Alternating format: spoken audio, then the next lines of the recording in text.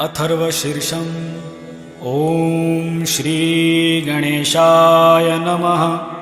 ॐ भद्रं कर्णेभिः शृणुयाम देवाः, भद्रं पक्षेमाक्षभिर्यजत्राः, स्थिरैरङ्गैस्तुष्टुवान् सहस्तनुभिः, व्यशेम देवहितं यदायुः।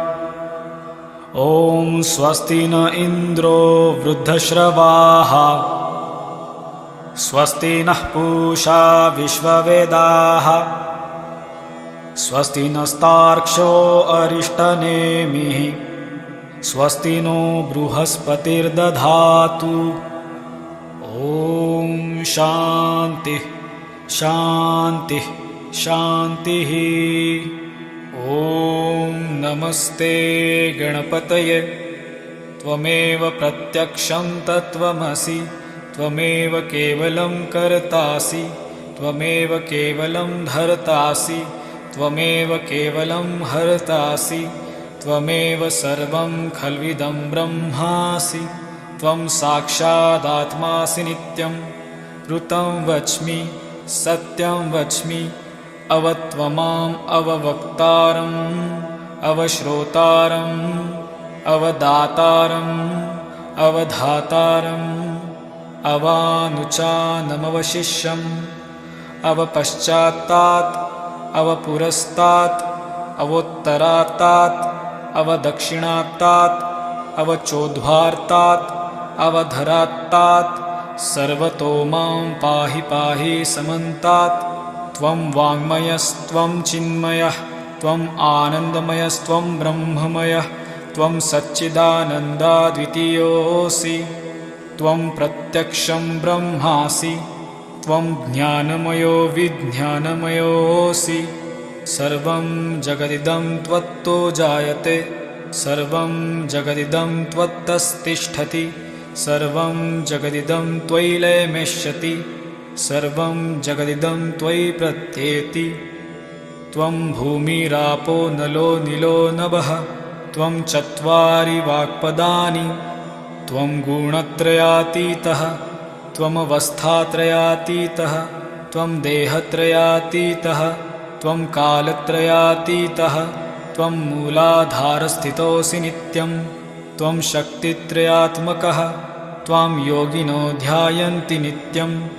त्वं ब्रह्मास्त्वं विष्णुस्त्वं रुद्रस्त्वम् इन्द्रस्त्वम् अग्निस्त्वं वायुस्त्वं सूर्यस्त्वं चन्द्रमास्त्वं ब्रह्मभूर्भुवस्वरों गणादिं पूर्वमुच्चार्य वर्णादिं तदनन्तरम् अनुस्वारः परतरः अर्धेन्दुलसितं तारेण रुद्धम् एतत्तव मनुस्वरूपं।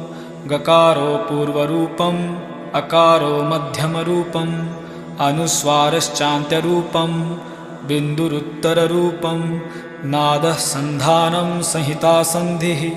सैषा गणेशविद्या गणकऋषिः, निःसृद्गायत्री छन्दः, गणपतिर्देवता।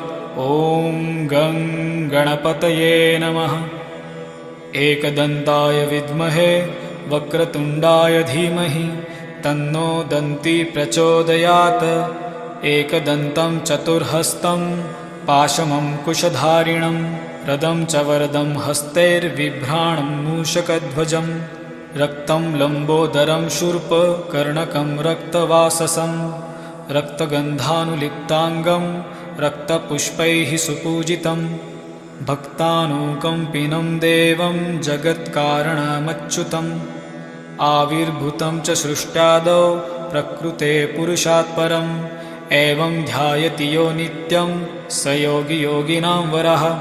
नमो व्रातपतये नमो गणपतये, नमः प्रमथपतये, नमस्तेऽस्तु लम्बोदराय एकदन्ताय, विघ्ननाशिने शिवसुताय श्रीवरदमूर्तये नमो नमः।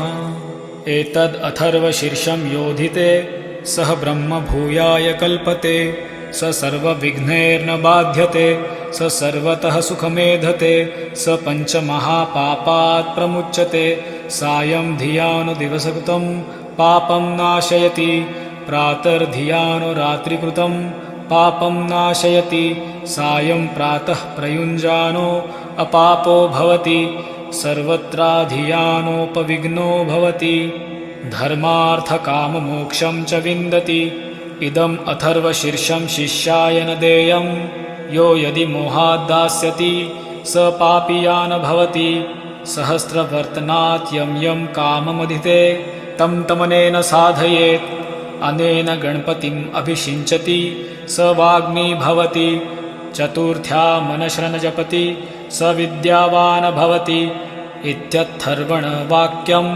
ब्रह्माद्या वर्णं विद्यात् न बिभेति कदाचनेति यो दुर्वाङ्कुरैर्यजति स वैश्रवणोपमो भवति यो लाजैर्यजति स यशोवान भवति स मेधावान भवति यो मोदकसहस्रेण यजति स वाञ्छितफलमवाप्नोति य साज्यसमिद्धिर्यजति स सर्वं लभते स सर्वं लभते अष्टौ ब्राह्मणान् सम्यक् ग्राहयित्वा सूर्यवर्चस्वी भवति सूर्यग्रहे महानद्यां प्रतिमासन्निधौ वा जप्त्वा सिद्धमन्त्रो भवति महाविघ्नात् प्रमुच्यते महादोषात् प्रमुच्यते महापापात् प्रमुच्यते स सर्वविद् भवति स सर्वविद् भवति य एवं वेद इत्युपनिषत् ॐ सहनाववतु सहनौ भुनक्तु सह वीर्यं कर्वावहै